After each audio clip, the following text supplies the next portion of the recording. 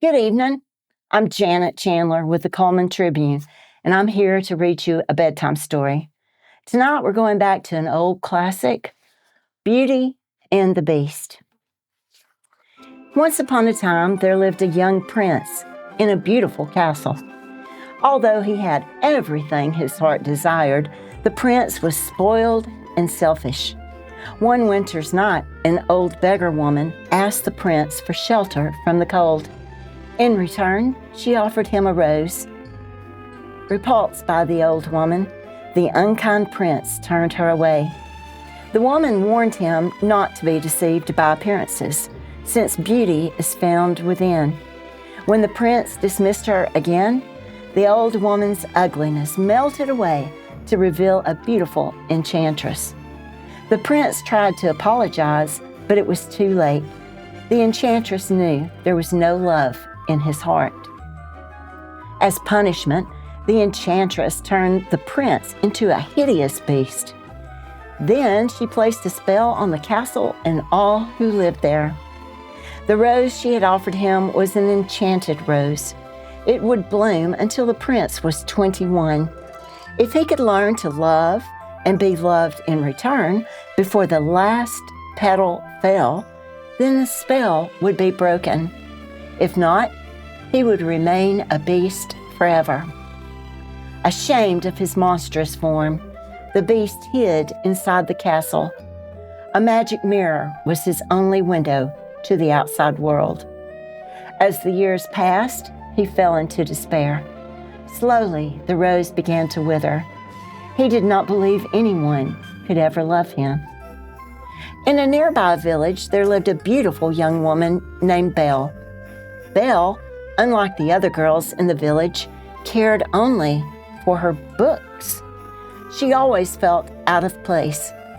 Belle loved to read about adventure and romance. Her father, Maurice, loved books too. Maurice was an inventor, a genius, according to Belle, a crackpot, according to the townsfolk. Belle is even stranger than her father, the villagers whispered. Her nose is always in a book, and her head is in the clouds. Gaston, the handsomest man in town, wanted to make Belle his wife. Even though she thought he was a brainless brute and turned him down again and again, Gaston was determined to wed the lovely Belle. One cold day, Maurice hitched his horse, Philippe, to a wagon and set off to show his latest invention at a faraway fair. But Maurice read the map wrong and became lost in a forest. As an icy wind whistled through the trees, he suddenly heard the howling of wolves. Philippe bolted, and Maurice fell to the ground. Trying to escape the woods, the frightened man ran deeper and deeper into the woods. He came to a castle and stumbled inside. There he was greeted by Mrs. Potts, the teapot, Cogsworth, the clock, and Lumiere, the candelabra, who had been servants to the prince. But before he had time to marvel over these strange creatures, an even stranger one appeared, the beast. When Maurice stared in horror, the beast howled angrily. Then he scooped Maurice up and carried him off to a dungeon. Meanwhile, Philippe had made his way back home. Belle took one look at the riderless horse and knew something awful had happened to her father. Philippe, take me to him, she cried, leaping into the horse's saddle. Without a pause, Philippe thundered off towards the woods. When they finally reached the castle, Belle burst inside and searched frantically for her father. The enchanted objects led her to the dungeon, but just as she found Maurice, the beast appeared. Belle let out a terrified gasp at the sight of the hideous creature. She begged the beast to free her father. When he refused, she bravely offered to take Maurice's place. "No, Belle," Maurice cried, but the beast agreed to the exchange. Before Belle could bid her father goodbye, The beast led her to her room. "The castle is now your home," he said gruffly. Belle was free to go anywhere she liked, except the West Wing. "You will join me for dinner," the beast ordered. "That's not a request." Still, Belle refused, and the beast stomped off in anger. That night, Belle slipped out of her room and found her way to the forbidden West Wing. There she saw the enchanted rose by the window.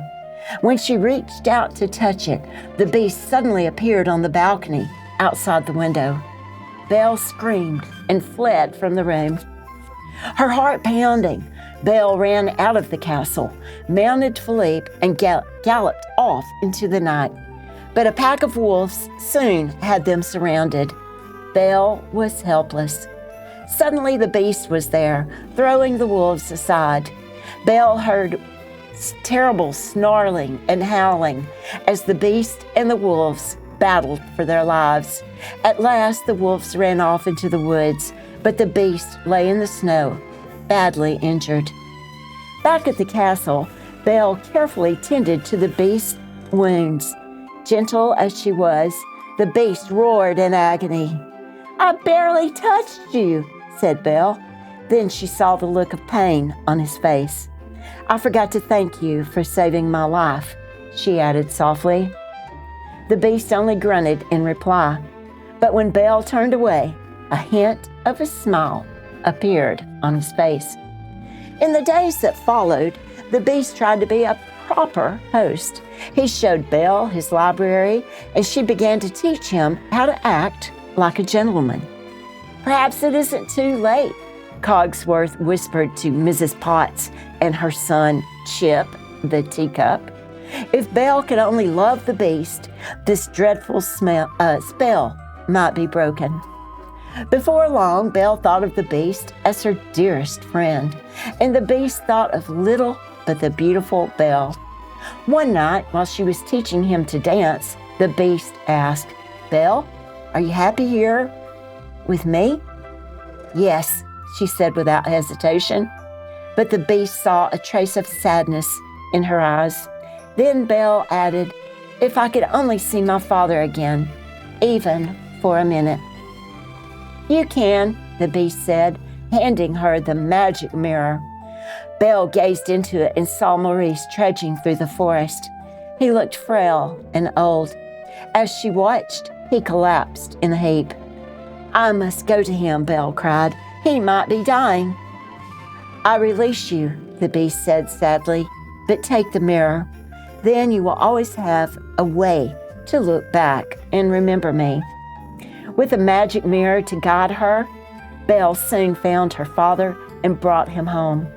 But their happy reunion was cut short by a pounding on the cottage door. The townspeople had come to take Maurice away.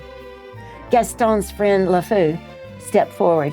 "Maurice has been raving that you were imprisoned by a hideous beast," he said. "Only a crazy man would tell such a tale." "But it's true," Belle protested. Her worried eyes searched the angry crowd and fell on Gaston. "Gaston," she cried, "you know my father isn't crazy. Tell them." Gaston whispered to Belle that he might be able to calm the crowd if she promised to marry him. "Never," Belle exclaimed, "and my father is not crazy. There really is a beast, and I can prove it." She turned to the crowd. "Look in the mirror and see." The townspeople looked at the beast in the magic mirror and grew frightened. "We must hunt down this savage animal," Gaston cried. After locking Belle and her father in the cellar of the cottage, the villagers rode off to storm the beast castle. Luckily, little Chip had stowed away in Belle's saddlebag. After the villagers were gone, he used Maurice's latest invention to release Belle and Maurice from the cellar.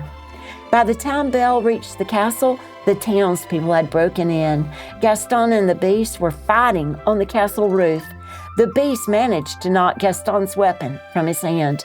There was nothing to stop him from killing Gaston. Gaston screamed for mercy, and the beast turned away from his enemy. Then Belle watched helplessly as Gaston plunged a knife into the beast's back.